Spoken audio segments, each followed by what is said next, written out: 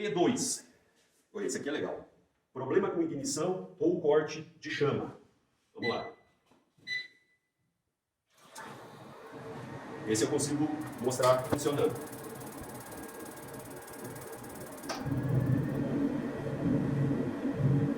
Ligado, bacana, funcionando, aquecendo a água. A água está aqui, ó. Eu tô com a linha quentinha aqui embaixo.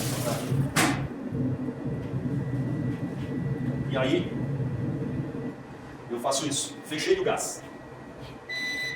Erro 2. Simulei o primeiro e mais frequente problema do E2 nesse modelo, que é falta de gás. Falta de gás não significa que não tem mais gás, né? É muito comum as pessoas ligarem para o técnico, pedirem ajuda, tá dando erro 2. Aí o técnico diz, é falta de gás. Não, mas o meu fogão tem gás, está funcionando e é o mesmo que abastece. Acabei de dizer que o fogão consome 1/5 do que esse modelo aqui consome quando está no máximo, e o fogão com tudo ligado. Então, se tiver 2 boquinhas do fogão funcionando, qualquer cheiro de gás faz isso, né? E aqui precisa muito mais. Então, o erro 2 por falta de gás, ele pode acontecer simplesmente porque não tem gás suficiente para a chama ficar completa, robusta, bonita, né? Ter calor para que o sensor perceba, tá? Além da falta do gás, pode ser problema na usina. A usina é o mecanismo que faz a faísquinha na hora de acender, tá? Então, ela pode simplesmente não estar fazendo a faísca. Aqui, nós temos um conjunto de sensores e o faiscador, né? Ou alguns modelos, os faiscadores e os sensores, tá? Tem modelo que é um sensor só, tem outros que tem mais de um. Se um desses tiver defeito, tanto o sensor de chama quanto o faiscador, o fogo não vai acontecer. Aliás, se o faiscador tiver com defeito, o fogo não acontece. Ele só libera gás, o ciclo de tentativa é muito curto, porque ele libera muito gás, então, caso ele não acione rápido, ele já corta o gás, ele tenta, cada modelo tem sua quantidade de tentativas, né? E pode acontecer a chama, o faiscador tá bom, mas o sensor tá ruim. E aí, ele não identifica a chama, tá? Então, ele vai também ter o erro que seria, muitas vezes, o erro de falta de gás, que é o E2, tá?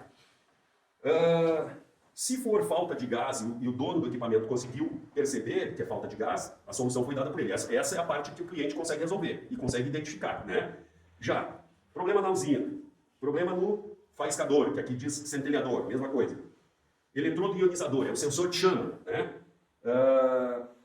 Isso é coisa que só o técnico consegue ver, tá? Aí nós temos um outro problema que pode acontecer. Solenoides, válvulas solenoides, tá? Que são as válvulas que abrem e fecham o gás que alimenta o aquecedor. Essas válvulas podem ter defeito, elas podem ser interrompidas por curto-circuito, qualquer coisa assim. A placa pode estar com defeito e não manda energia para elas. E elas podem, e ocorre muito, estar travadas por excesso de pressão de gás. Os aquecedores, eles têm uma capacidade, uma força calculada para a abertura do gás. O gás, a válvula dele, abre contra a pressão do gás. E aí, ela tem uma força limitada que é justamente para garantir segurança. Se nós tivermos excesso de pressão de gás, a válvula não abre, ela não tem força de abrir, tá? Então, ele pode, nesse caso aqui, ter o E2, em outros é E1, outros é 11, e assim vai, né? Isso pode acontecer simplesmente porque estamos com excesso de pressão de gás, né? A solução também vai ser confirmada, o defeito vai ser confirmado pelo técnico e a solução vai ser dada pelo técnico, que normalmente é substituir o regulador de gás, aquele que está lá nos botijões, tá? Regulador de pressão. Mais uma aqui que... Falta de ar para queima ou excesso de ar na queima. Qualquer um dos dois, a chama fica descontrolada, também o sensor não vai entender que tem chama, vai ter o erro 2, tá? E falta de aterramento da placa. Isso nós, na semana passada, nós já simulamos esse defeito no outro modelo de aquecedor, né, que a gente viu na semana passada. Verifiquem, técnicos principalmente, vocês estão com um erro 1 acontecendo, a placa tem um aterramento, ela precisa desse aterramento, que é no aquecedor, tá? Então, verifiquem. Já vi caso de erro 1, que tudo foi verificado, tudo foi visto, e faltava aterramento aqui, ó, tá? Que é o da tomada. Por quê? O equipamento, o fato de ele estar pendurado na alvenaria, conectado ali, normalmente já é suficiente para esse aterramento, tá? Porque não é uma coisa violenta. Mas existem locais onde a parede é isolante, tá? Cerâmica normalmente é isolante, né, que são os revestimentos, e um exemplo, um gesso acartonado, né? pode fazer isolamento completo e pode acontecer um erro 1. Tá? Eu sei que agora eu falando isso, está cheio de técnico aí que de repente já passou por isso e ainda sofre, porque daí é um erro 1 que, nesse caso aqui, erro 2, né? Mas pode ser 1, pode ser 11. Em algumas situações acontece e daí não é sempre. Ele termina sendo um defeito intermitente, porque tem momentos que acontece o aterramento. Né? A gente está falando de pulso eletrônico, é uma coisa bem miudinha. Conforme a umidade do ar e coisa e tal, ele facilita. Está seco demais, está tudo torrado, não tem terra, o bicho falha. Tá? Então, prestem atenção nisso. Leiam aqui, procurem no manual, tanto leigos quanto técnicos. Deixa eu dar uma olhadinha, chegou uma pergunta aqui. Ó, Regis da Termorite, Porto Alegre, meu amigão, conhecido aí. O Regis está fazendo uma pergunta, tá? Que não é bem o tema de hoje, mas ele se enquadra porque termina causando provavelmente esse E2 que eu estava comentando aqui. Um abração, Regis. Falta de gás, tá? Ele diz assim, qual a pressão necessária para funcionamento desse equipamento? Já pegamos várias instalações em casas com apenas um botijão P13. Gente, a instalação de gás, e vou chamar de... Não vou chamar de problema, mas vou dizer que o gás é o responsável pela grande maioria dos problemas nos nossos aquecedores, tá? O nome já diz, aquecedor a gás. O gás é quase mais importante do que a água, né? Eu não vou dizer que a água não é importante, porque ele é um aquecedor de água, né? A função dele é aquecer água, então a água é fundamental, mas sem o gás não funciona. E aí vem a polêmica. Existe uma tabela de engenharia que define qual a capacidade de geração de vapor de gás para queima nos aquecedores. Falando em GLP, não estou falando de GN. GN vem encanado, tem uma empresa lá que coloca equipamentos e eles entregam aquilo que a gente necessita na pressão que a gente precisa, né? Mas, no caso do GLP, que as instalações são feitas nas residências ou né, nos prédios, nos condomínios, e aí a pergunta do Regis aqui é, um P13, se nós seguirmos o volume necessário para a capacidade máxima desse aquecedor e o que um P13, pela tabela de engenharia, nos entrega de gás, ele nem ligaria, né? Mas, e aí as pessoas me perguntam, mas como é que é isso? Que um P13 se diz que vaporiza meio quilo de gás por hora, e esse cara aqui queima 2,3 kg de gás por hora quando está no máximo. Como é que é possível, camarada, ter um botijão de 13 quilos, um equipamento desses, e na maior parte do tempo ele funciona e funciona bem, né? E às vezes ainda com um regulador de gás, a famosa válvula lá, de tamanho menor do que deveria. Como é que faz para ele funcionar? Bom, veja bem, né? Essa tabela de engenharia que circula e que é válida, é oficial, ela nos dá a quantidade de gás que um botijão vaporiza por hora por tempo indeterminado, certo? Isso, o que isso nos diz?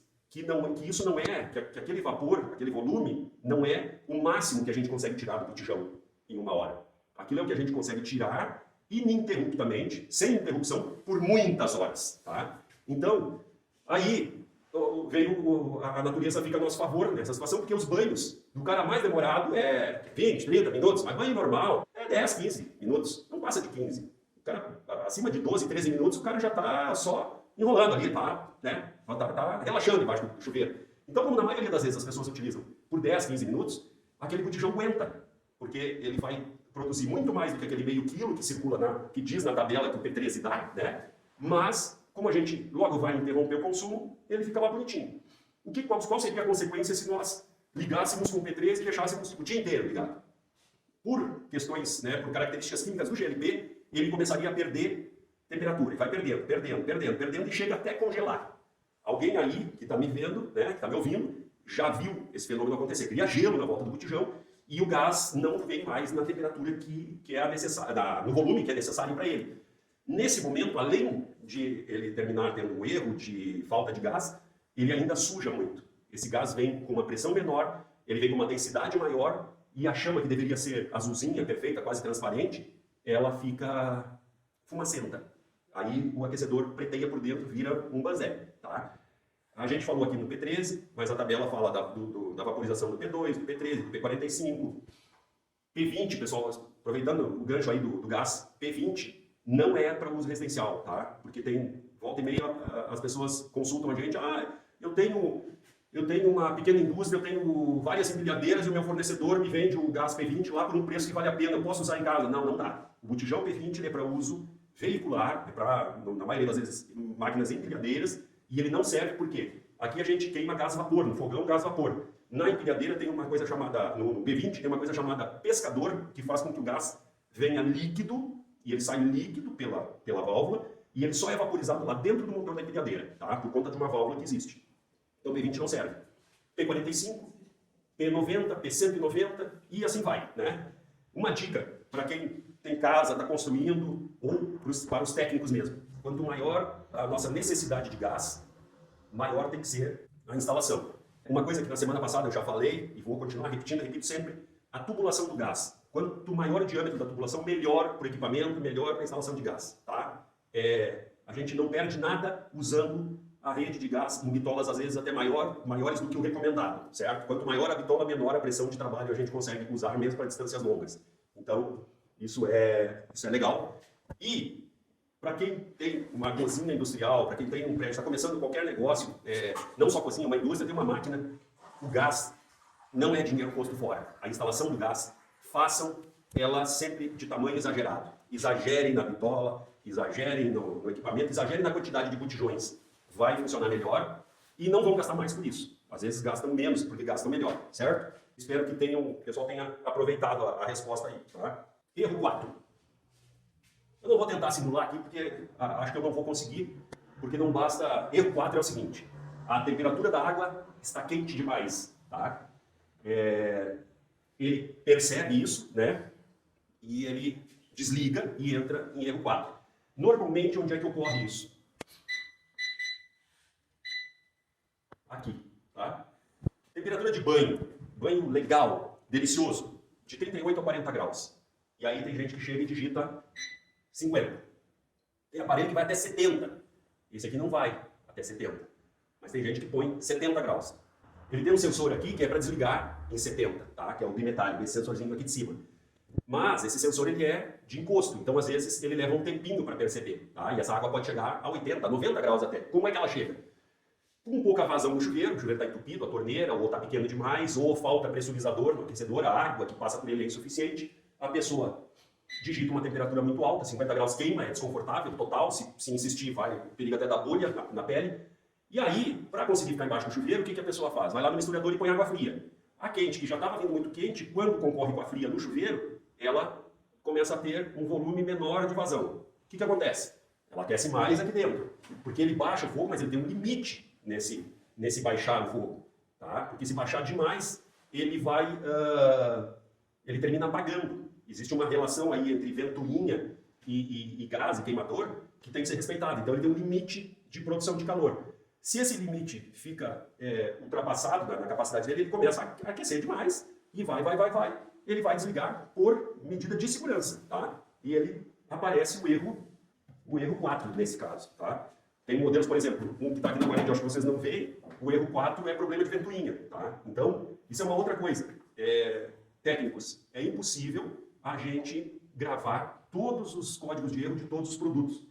Aqueles mais frequentes a gente consegue saber, né? Mas tem erros que a gente não grava. Então, vocês têm que ter manuais no celular de vocês têm que ter manuais impressos quando sabem que vão para o interior, vão para um lugar onde o telefone não pega, se não tem o arquivo, né, já no equipamento, tá? Ou daqui a pouco já está no final do dia, o celular está sem bateria, assim, se preparem, né? Tá?